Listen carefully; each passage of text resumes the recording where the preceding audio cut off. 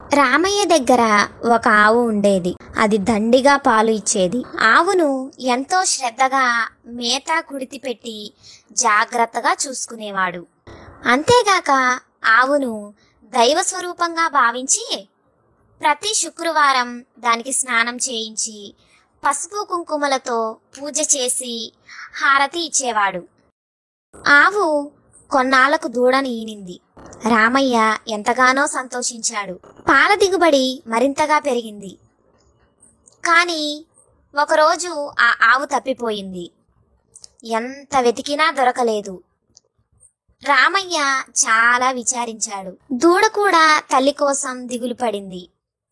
దాంతో రామయ్య ఒక ఉపాయం ఆలోచించి, నా ఆవు తప్పిపోయింది, దాన్ని తెచ్చి ఇచ్చిన వాళ్లకు దూడను కూడా ఇచ్చేస్తాను అని దండోరా వేయించాడు.